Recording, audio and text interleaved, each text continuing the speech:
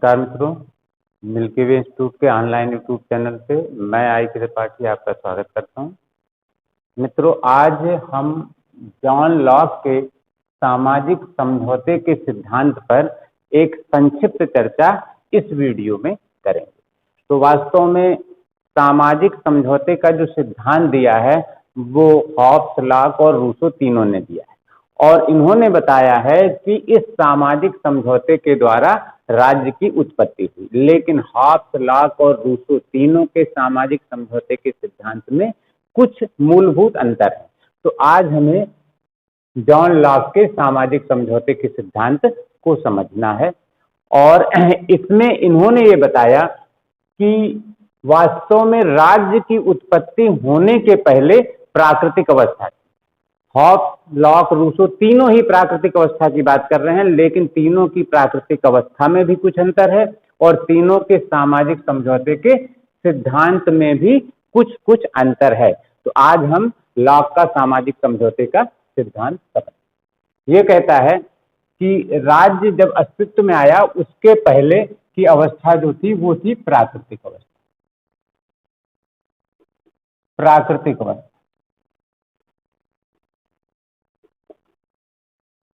Lock कहता है कि ये प्राकृतिक अवस्था जो थी वो वास्तव में सामाजिक अवस्था थी, लेकिन प्राक राजनीतिक, अर्थात राज्य के पहले की अवस्था थी। वो कहता है कि यह सामाजिक थी, अर्थात इसमें समाज था, इस अवस्था में समाज था,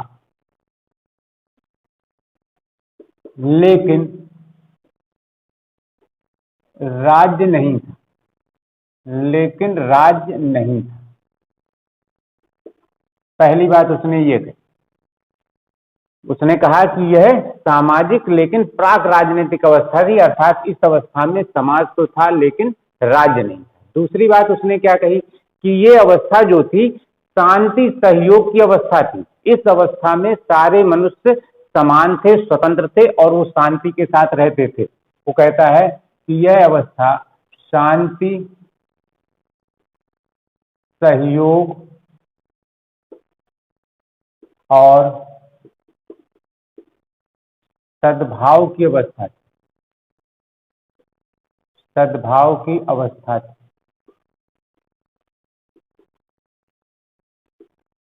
उसने कहा इस समय मनुष्य जो था वो बहुत ही नैतिक था, सद्गुणी था और इसीलिए वह शांति के साथ रहता था और एक दूसरे का सहयोग करता था और समाज में सद्भाव बना रहता था। वो कहता है, आगे कहता है वो कि इस अवस्था में सभी मनुष्य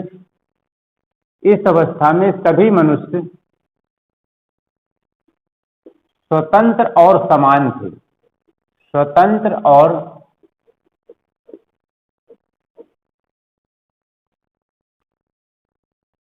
समान। लॉक ने कहा कि जो प्राकृतिक अवस्था थी उस अवस्था में सारे लोग स्वतंत्र थे और समान थे और उसने कहा कि इस अवस्था में मनुष्य के 3 अधिकार प्राप्त थे। वो कहता है मनुष्य को 3 अधिकार प्राप्त थे और ये तीनों क्या होंगे, क्योंकि प्राकृतिक अवस्था में अर्थात प्राकृतिक अधिकार थे। वो कहता है मनुष्य को 3 प्राकृतिक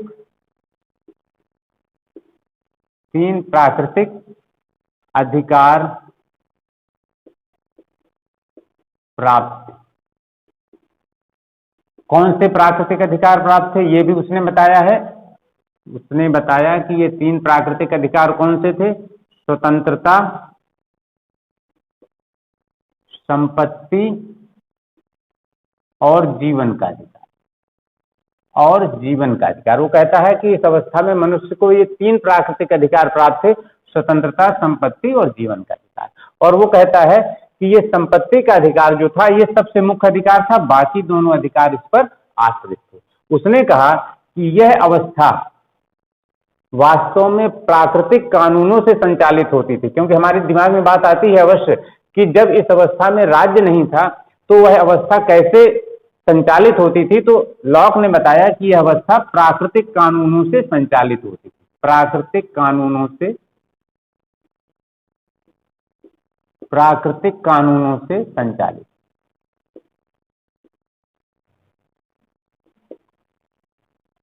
अब इसके बाद में लॉक ने कहा कि जब ये अवस्था प्राकृतिक कानूनों से संचालित होती थी तो उसके बाद समझौता करके राज्य की उत्पत्ति करने की जरूरत क्यों पड़ गई। उसने कहा कि ये प्राकृतिक कानूनों से संचालित हो रही है और किसी भी व्यक्ति के दिमाग में आएगा कि जब यह अवस्था शांति सहयोग की है, सद्भाव की है, सारे लोग स्वतंत्र हैं, समान है और यह व्यवस्था प्राकृतिक कानूनों से संचालित हो रही है तो जरूरत क्या पड़ रही है कि इसके बाद लोग समझौता करें और राज्य की उत्पत्ति करें। तो इसके बारे में भी उसने बताया। क्या कहता है कि ये प्राकृतिक कानून थे क्या। उसने प्राकृतिक कानून का भी वर्णन किया कि प्राकृतिक कानून वास्तव में क्या थे। प्राकृतिक कानून, लॉक कहता है कि ये प्राकृतिक कानून जो थे वास्तव में नैतिकता के नियम थे और ये हर जगह विद्यमान थे, अर्थात सार्वभौम थे। वो कहता है प्राकृतिक कानून वास्तव में ये नैतिकता के नियम थे, नैतिकता के नियम थे। और दूसरी बात वो कहता है, पहली बात उसने ये कहा, दूसरी कहता है ये सार्वभौम थे अर्थात हर जगह विद्यमान थे। सार्वभौम थे अर्थात हर जगह विद्यमान थे। उसने दो बातें कही कि ये प्राकृतिक कानून वास्तव में नैतिकता के नियम थे, दूसरी बात है ये सार्वभौम थे, हर जगह विद्यमान थे। लेकिन उसने कहा कि इन प्राकृतिक कानूनों में एक कमी और उसी कमी के कारण ही वास्तव में समझौता करने की जरूरत पड़ी। उसने बताया कि इसमें एक कमी थी। क्या कमी थी इसमें?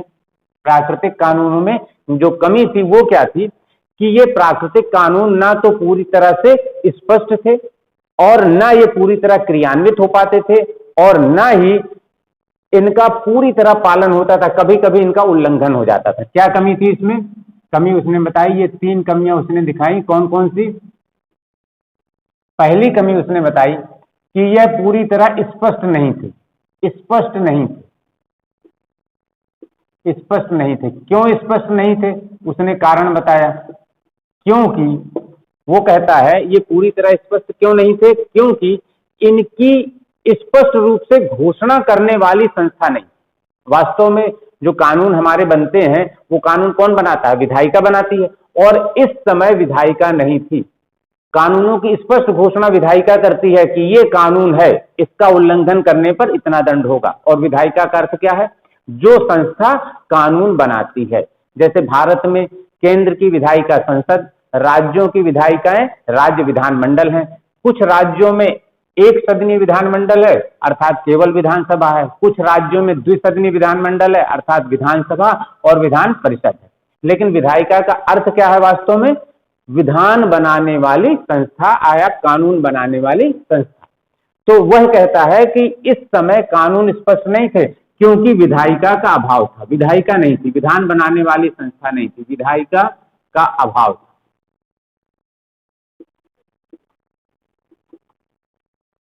दूसरी बात है, वह कहता है कि ये कानून पूरी तरह क्रियान्वित नहीं हो पाते थे। वो कहता है ये कानून पूरी तरह क्रियान्वित नहीं हो पाते थे, क्रियान्वित नहीं हो पाते थे।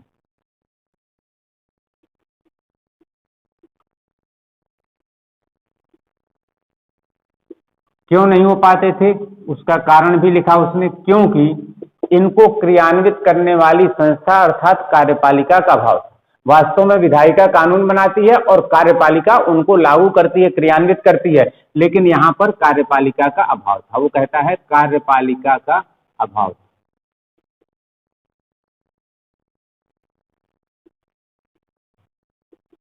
और तीसरी बात उसने क्या कही? इनका कभी कभी उल्लंघन हो जाया करता था। वो कहता है कभी कभी इनका उल्लंघन हो जाता था,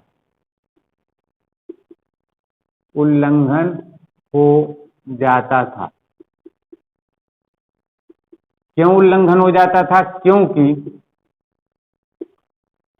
न्यायपालिका का अभाव था, क्योंकि न्यायपालिका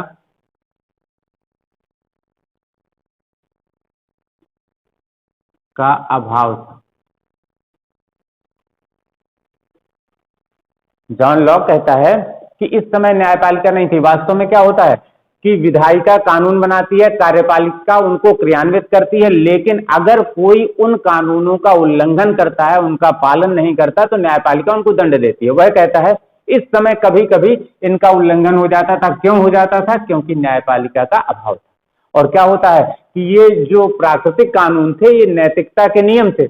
नैतिकता के आधार पर किसी व्यक्ति ने उसका पालन किया तो बहुत अच्छी बात है, और अगर किसी ने पालन नहीं किया तो उनको दंड देने वाली कोई भी न्यायपालिका नहीं थी, इसलिए कभी कभी इनका उल्लंघन हो जाता था। तो वह कह रहा है, जॉन लॉक कहता है, ये अवस्था बड़ी अच्छी थी, प्राकृतिक अवस्था, क्योंकि यह शांति, सहयोग और सद्भाव की अवस्था थी। हर व्यक्ति स्वतंत्र था, हर व्यक्ति के पास 3 अधिकार थे, स्वतंत्रता का अधिकार, संपत्ति का अधिकार, जीवन का अधिकार। लेकिन इस समय विधायिका, कार्यपालिका और न्यायपालिका का अभाव होने के कारण ये प्राकृतिक कानून पूरी तरह से लागू नहीं हो पाते थे, पूरी तरह से स्पष्ट नहीं थे, इसलिए कुछ ना कुछ असुविधा होती थी। उसने कहा इसी असुविधा से मुक्त होने के लिए मनुष्य ने आपस में समझौता किया, और समझौता करके उसने राज्य और सरकार का निर्माण किया। वह कहता है इसी असुविधा से मुक्त पाने के लिए लोगों ने सामाजिक समझौता किया। सामाजिक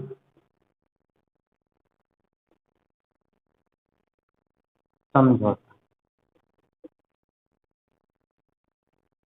क्यों किया? इस समय विधायिका, कार्यपालिका और न्यायपालिका के अभाव के कारण जो असुविधा होती थी, उस असुविधा से मुक्त होने के लिए लोगों ने सामाजिक समझौता। जॉन लॉक कहता है ये सामाजिक समझौते 2 प्रकार के थे। वो कहता है सामाजिक समझौते 2 थे। एक था स्थायी समझौता और दूसरा था अस्थायी समझौता। अस्थायी समझौता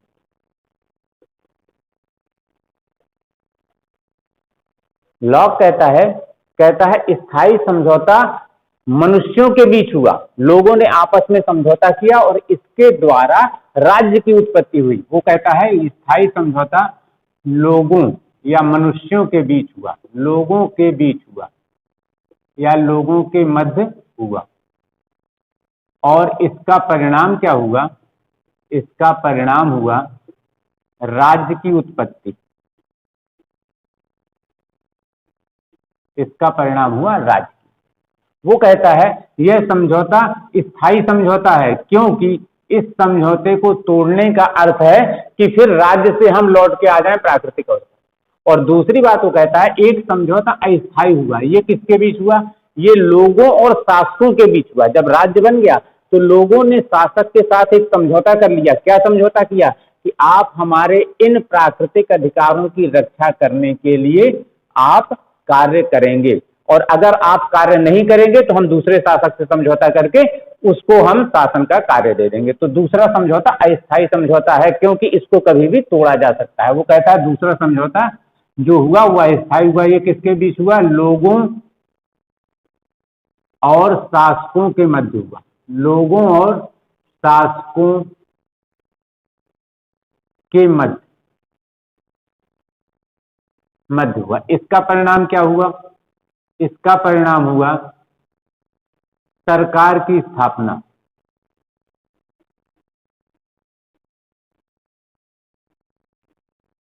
इसका परिणाम हुआ सरकार की स्थापना। उसने कहा कि सरकार का काम क्या है, ये किस लिए बनाई गई है? जिससे कि ये जो प्राकृतिक अधिकार हैं, इन अधिकारों को पूरी तरह से क्रियान्वित किया जा सके। क्योंकि प्राकृतिक अवस्था में प्राकृतिक अधिकार थे, इनका क्रियान्वयन भी होता था, लेकिन स्पष्ट नहीं थे ये, और पूरी तरह से इनका क्रियान्वयन नहीं हो पाता था। इसलिए उसने कहा कि ये जो सरकार बनेगी, ये सरकार का काम है कि वो इस प्राकृतिक अधिकारों की रक्षा करे, उसके लिए कानून बनाए। और अगर ये सरकार ऐसा नहीं कर सकती है तो फिर क्या होगा?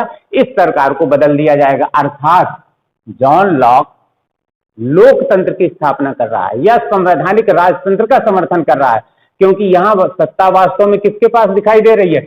लोगों के पास। लोग शासकों से समझौता कर ले रहे हैं और समझौता करके वे सरकार बना दे रहे हैं, लेकिन अगर सरकार उनकी अपेक्षाओं पे खरी नहीं उतरती, अर्थात प्राकृतिक अधिकारों की रक्षा नहीं कर पाती, तो वो उस सरकार को बदल देंगे। तो इस तरह से ये सामाजिक समझौता हुआ और इसके द्वारा राज्य की उत्पत्ति हुई। इससे हमें क्या बातें दिखाई दे रही हैं?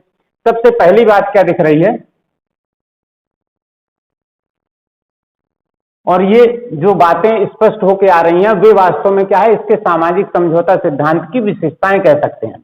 अर्थात इन्हें क्या कह सकते हैं हम? सामाजिक समझौता सिद्धांत की विशेषताएं। सामाजिक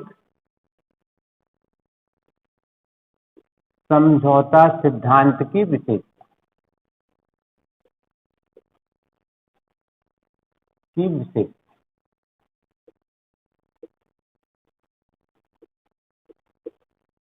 ये कौन कौन सी हैं?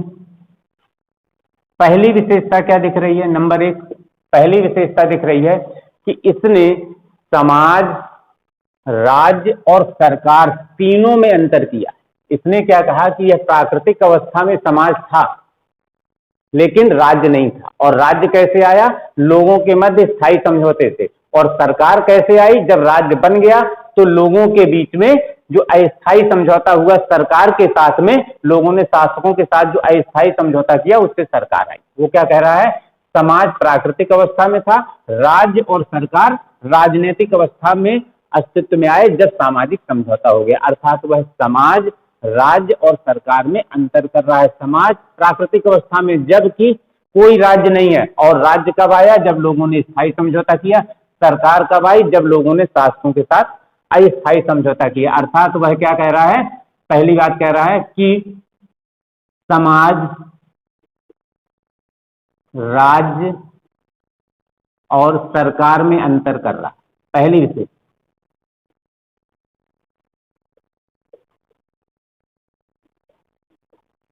पहली। दूसरी क्या आई? उसने कहा कि यह समझौता वास्तव में दो हैं। एक स्थायी समझौता है, वो कहता है समझौते वास्तव में दो हैं, एक स्थायी समझौता है और दूसरा अस्थायी समझौता है। और वो कहता है स्थायी समझौते को तोड़ा नहीं जा सकता, क्योंकि इसको तोड़ने का अर्थ है फिर प्राकृतिक अवस्था में पहुंच जाना, और जिस उद्देश्य से राज्य गठित किया गया, समझौता हुआ, वह उद्देश्य ही अधूरा रह जाएगा। अर्थात यह समझौता नहीं तोड़ा जा सकता। लेकिन अस्थायी समझौता है, यह कभी भी तोड़ा जा सकता है, क्योंकि अगर सरकार इन प्राकृतिक अधिकारों की रक्षा नहीं कर सकती तो दूसरी सरकार लाई जा सकती। अर्थात वह वास्तव में क्या कह रहा है? वह लोकतंत्र का समर्थक है। उसने क्या कहा कि समझौते कुल दो हुए, समझौते कुल दो हुए। आपके लिए परीक्षा में ऐसे प्रश्न पूछे जा सकते हैं, बहुत इंपॉर्टेंट है। पूछा जा सकता है कि जॉन लॉक के अनुसार सामाजिक समझौता जो हुआ उसमें कितने समझौते हुए, और विकल्प दिया जाएगा 1, 2, 3, 4। तो इसके अनुसार कुल 2 समझौते, और एक समझौता स्थायी, एक समझौता अस्थायी, जो कि तोड़ा नहीं जा सकता। तीसरी बात इसने क्या कही? यह कह रहा है कि यह समझौता अस्थायी है, अर्थात यह संवैधानिक राजतंत्र, संवैधानिक राजतंत्र या लोकतंत्र का समर्थक, या लोकतंत्र का समर्थक।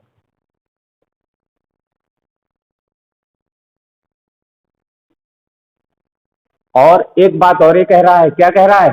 कि इस समय प्राकृतिक अवस्था में वास्तव में विधायिका, कार्यपालिका और न्यायपालिका का अभाव था। तो इस समझौते के द्वारा विधायिका, कार्यपालिका और न्यायपालिका तीनों अस्तित्व में आ जाती हैं। अर्थात यह वास्तव में क्या कर रहा है? शक्ति पृथक्करण के सिद्धांत की नींव रख रहा है।